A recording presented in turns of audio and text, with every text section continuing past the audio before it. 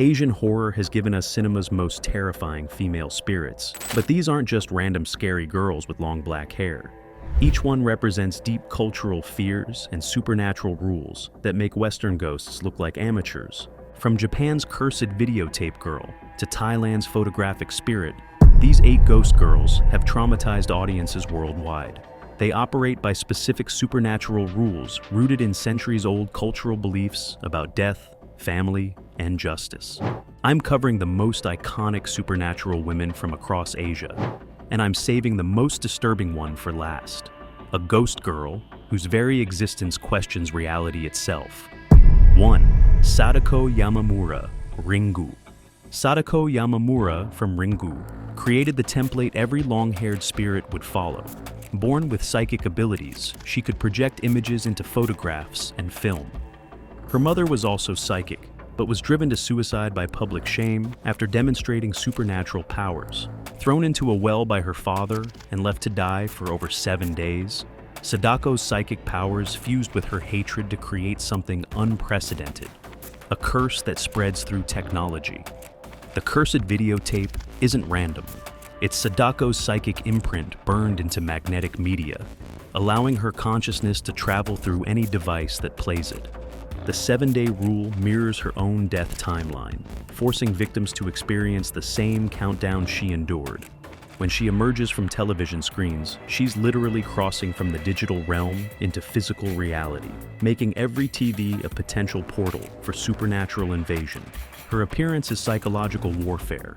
Long black hair represents shame in Japanese culture, while her jerky movements trigger primal fear responses. Her single visible eye represents the concept of the evil eye, found across many cultures. Sadako revolutionized horror by updating traditional Japanese ghost stories for the modern age. Instead of haunting specific locations, she could reach anyone through technology. The film's genius lies in creating meta-horror.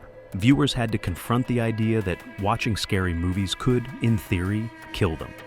Sadako's influence spawned numerous remakes and established the long-haired ghost girl as one of horror's most recognizable archetypes. 2. Kayako Saeki, Ju-on, 2002. Kayako Saeki represents pure rage transformed into supernatural law. Murdered by her jealous husband along with her son, Toshio, her violent death created an onryo, a vengeful spirit whose anger rewrites reality's rules. The grudge operates like supernatural infection. Anyone entering the cursed house becomes marked for death. There's no escape, no exorcism, no way to break the cycle. The curse spreads exponentially, creating an ever-widening circle of doom. The long black hair covering her face represents shame and concealment in Japanese culture, but also moves independently, reaching out to grab victims. What sets Ju-on apart is its non-linear narrative. The curse doesn't follow chronological time. Past, present, and future victims exist simultaneously in Kayako's supernatural reality. Kayako's curse affects technology and physical space in genuinely supernatural ways. Phones ring with no caller, security systems malfunction, and the house itself shifts to trap victims. She doesn't just haunt people, she haunts the concept of safety and the idea of home itself. The international success proved Japanese horror concepts could translate globally without losing cultural specificity. Kayako became a worldwide icon of supernatural terror, inspiring American remakes and countless imitators. 3. Natre, Shudder, 2004. Natre from Thai horror. Shudder represents cinema's most innovative ghost concept, a spirit who haunts through photography, turning every camera into a supernatural trap. A university student assaulted and driven to suicide, her death created a vengeful spirit, seeking justice through photographic evidence. She strategically uses cameras to reveal hidden truths and create supernatural evidence. Every photo becomes a potential courtroom exhibit in her supernatural trial of her attackers. Cameras become instruments of supernatural surveillance rather than innocent devices for capturing memories. Her appearances follow specific rules, starting as shadows or blurs, gradually becoming distinct as targets refuse to acknowledge their crimes. The photographs serve as escalating warnings. confess and face earthly justice, or face supernatural consequences. Natre appears in wedding photos, family portraits, and casual snapshots, contaminating happy memories with supernatural dread. Her presence transforms every photograph from a pleasant keepsake into potential evidence of supernatural stalking. The film explores Thai cultural concepts about shame, honor, and acknowledging wrongdoing. Natre's haunting intensifies when targets try to cover up crimes or refuse responsibility. She represents the belief that hidden sins will eventually be exposed through earthly or supernatural means. The twist ending reveals Natre has been literally weighing down her primary attacker's shoulders throughout the movie, visible in photographs but unnoticed by him. This creates a retroactive horror that makes every scene more terrifying on rewatch, suggesting that supernatural justice has been operating all along. Shudder's international success proved Thai horror could compete globally with Japanese and Korean supernatural cinema, establishing Thailand as a major force in Asian horror. 4. Tomie Kawakami, Tomie, 1999. Tomie represents something more disturbing than traditional ghosts. An immortal entity that weaponizes beauty to drive people to murder, then regenerates endlessly. Based on Junji Ito's manga, she embodies fears about feminine beauty, male obsession, and destructive desire. Unlike other ghost girls who died and returned as spirits, Tomie exists in constant cycles of death and rebirth. Tomie can regenerate from any piece of her body. Blood drops, hair strands, even ashes can grow into a new Tomie. This makes her truly immortal, allowing multiple identical versions to exist simultaneously, and creating an army of beautiful women that spreads chaos. She corrupts normal human emotions.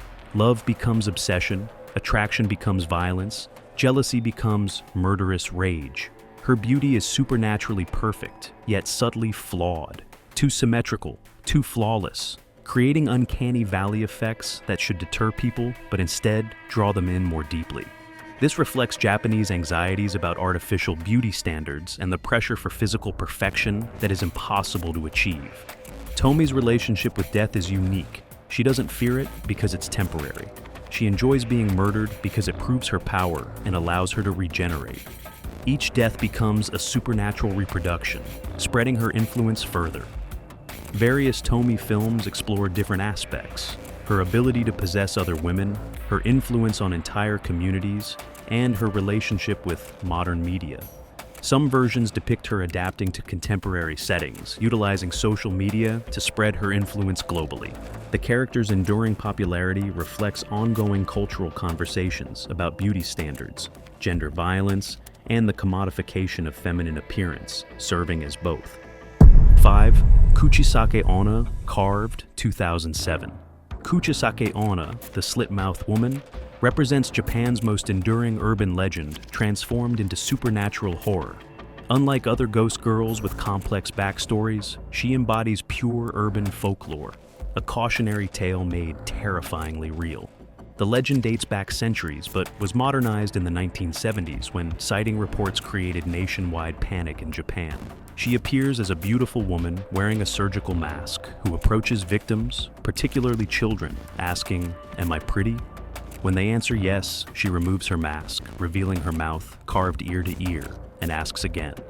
No matter how the victims answer, she attacks with scissors or knives. Her supernatural rules create no-win scenarios, reflecting children's helplessness against adult predators. Her appearance triggers multiple fear responses.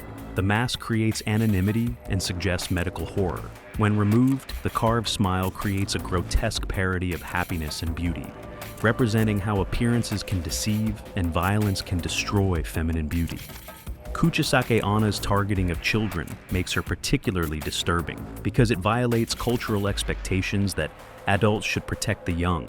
The urban legend aspect means she exists in multiple versions simultaneously.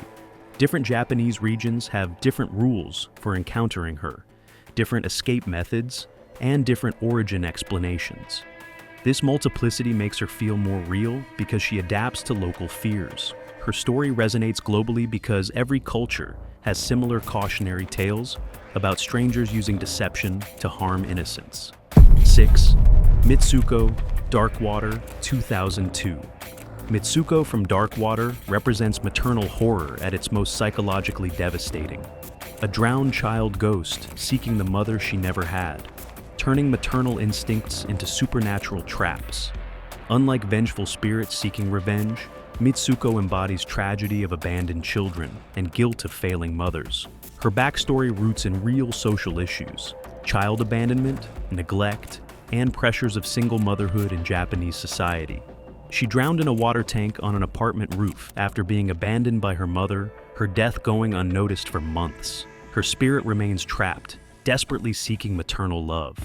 What makes Mitsuko unique is her motivation. She doesn't want to harm people. She wants to be loved. This makes her simultaneously sympathetic and terrifying, because her supernatural needs can't be satisfied by normal human relationships. Her presence represents every parent's fear of failing their children and every child's fear of abandonment. Water imagery serves multiple symbolic purposes, representing life and birth, but also death and drowning. Mitsuko's connection to water appears in bathtubs, causes leaks, manifests through plumbing, suggesting her presence contaminates basic life necessities, making essential activities like bathing dangerous. Her supernatural manifestations focus on domestic spaces and maternal activities. She appears in children's belongings, interferes with bath time, creates water damage, forcing families to confront her presence.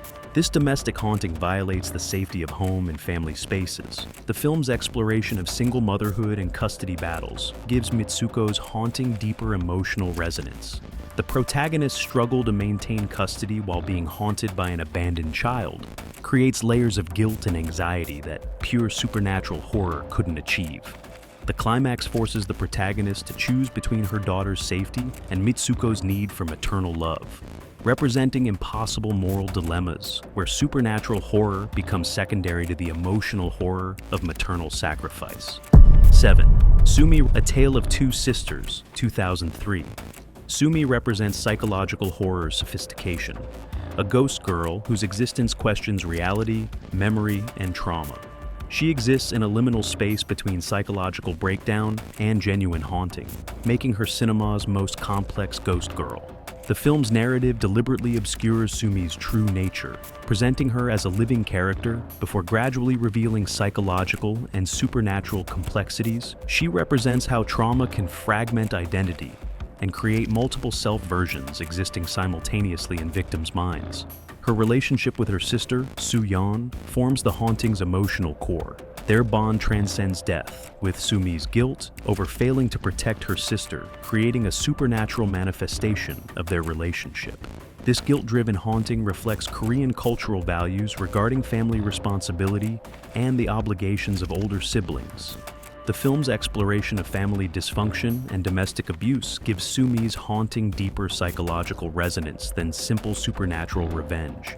She represents how childhood trauma creates lasting psychological damage, manifesting as supernatural experiences, blurring lines between mental illness and genuine paranormal activity.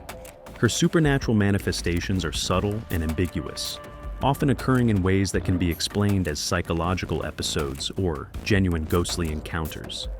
This ambiguity makes her more disturbing because viewers can never be sure what's real and what's a psychological projection. The twist ending recontextualizes Sumi's entire existence, revealing psychological complexity layers that transform her from a simple ghost girl into a representation of how trauma survivors cope with unbearable loss and guilt.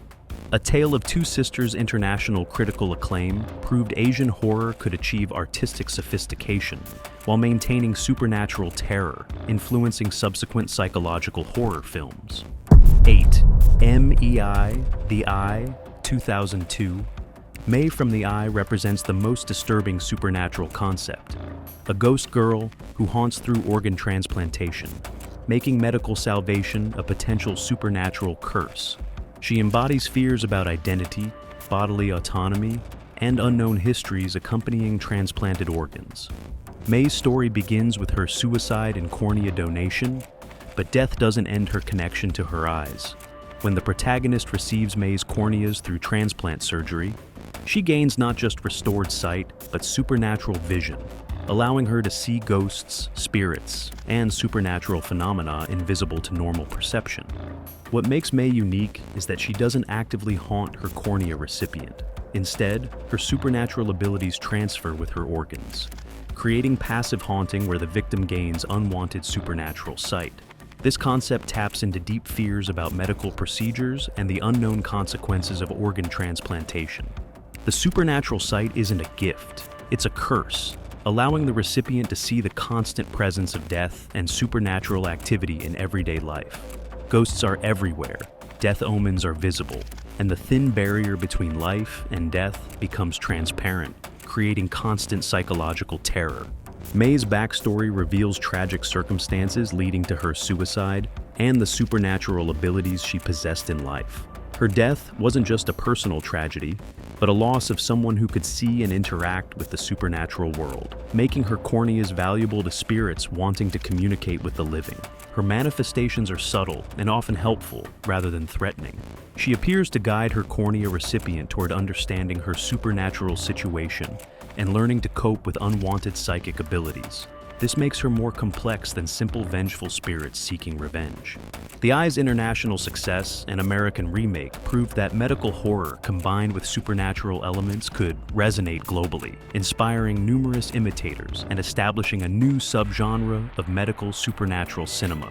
These 8 Asian ghost girls demonstrate that supernatural horror reaches its peak when rooted in a deep cultural understanding of death, family, and social responsibility. From Sadako's technological nightmare to May's medical horror, each represents fears that go beyond simple scares to explore fundamental anxieties about modern life. Their lasting impact on global horror cinema demonstrates how culturally specific supernatural concepts can resonate universally when they tap into fundamental human fears. Which of these Asian ghost girls would you least want to encounter? And why do you think Asian supernatural horror has such a lasting global impact?